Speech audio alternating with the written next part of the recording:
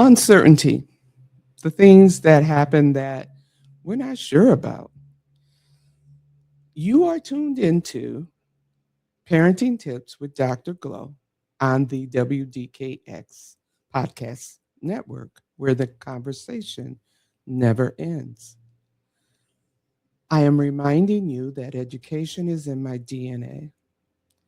One of the things that caused me to say the word uncertainty at the beginning is because that's a word we don't use too often. And one of the things that we realize is that life does bring challenges as well as surprises.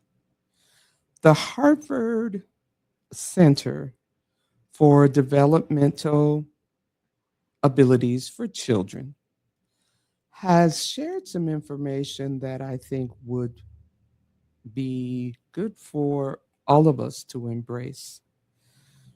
When we're talking about difficult things with our child, there's times when we really have to help them with their mental health.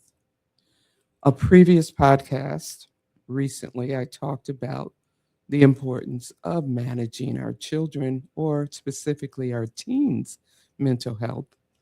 But today, I'm going to talk about any and all children, especially those who are aware about what's going on.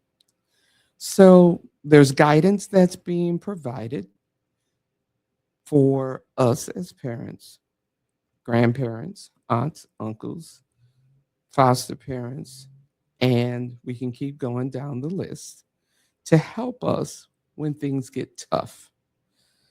Our children generally don't know all things that are going on, but there's social media, there's their peers, there's all kinds of opportunity to learn about things that are happening, the changes that are happening around them. And so let's talk about how we can help to support them when there's certain uncertainty, as well as to help them feel better emotionally and control how their feelings may manifest themselves. Because we know many times by research that when things change, when there's uncertainty, when life is going in a different direction, behavior and sometimes negative behavior will result. So, the number one point that is given by the Harvard Center is to start with their feelings about a situation. They may feel nervous, confused, they may be mad. And the important thing is help them to understand that their feelings are normal, that others also have those same feelings, and it's expected. The question is, what do they do with those feelings? Do they lash out? Do they blame others? Do they cry? Do they go into um, depression?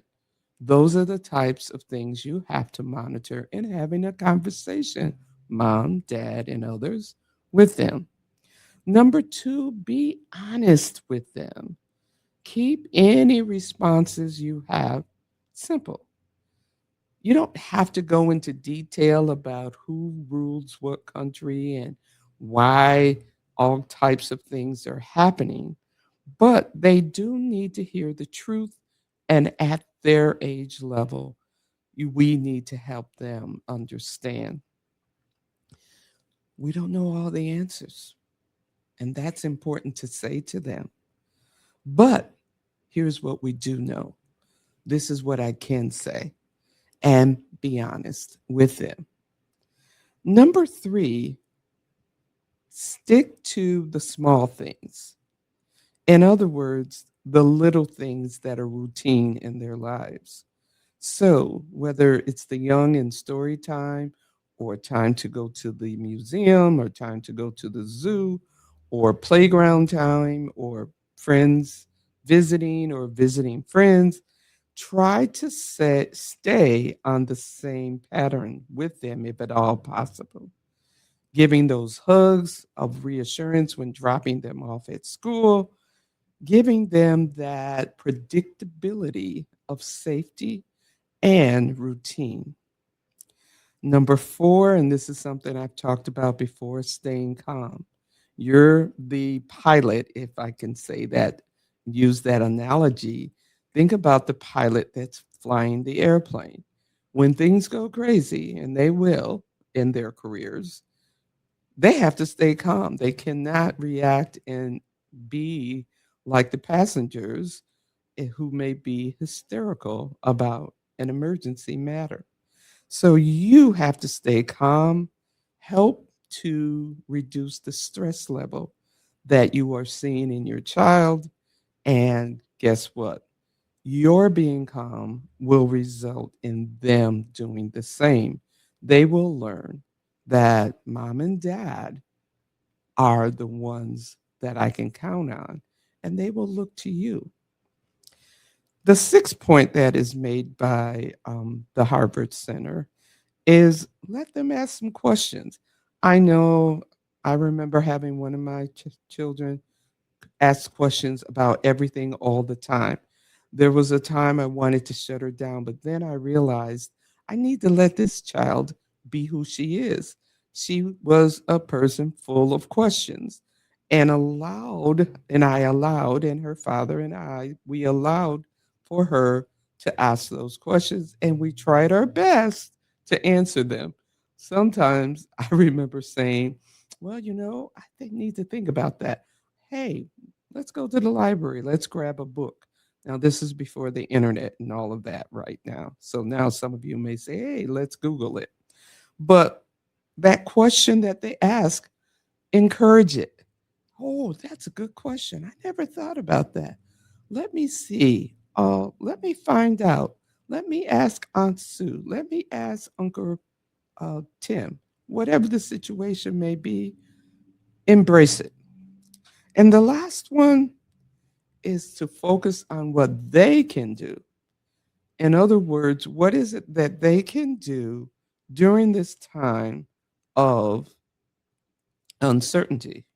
What are the types of things that they can do to support others who may be having challenges, who may be ill, who may be going through the death of a family member? I remember baking cookies and our children being able to take those cookies to family members who were ill to give them some level of comfort. So, what are the things that they can do to help them to feel better?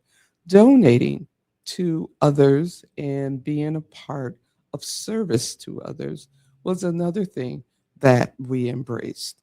We wanted them to be able to cope with the situation, but also understand there was something that they could do as well.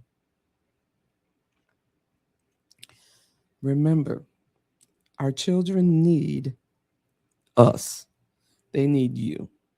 They need you to be fully engaged, not on your cell phone, not on your iPad, not going here and there and everywhere, but they need you. They need to know for certain that mom, dad, grandma, grandpa, godmom, godfather, whomever is that significant other in their lives, that person is there.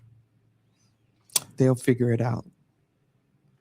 You have been listening to Parenting Tips with Dr. Glow on the WDKX podcast network, where the conversation never ends. Question: in what ways can you be present for your child during times of uncertainty?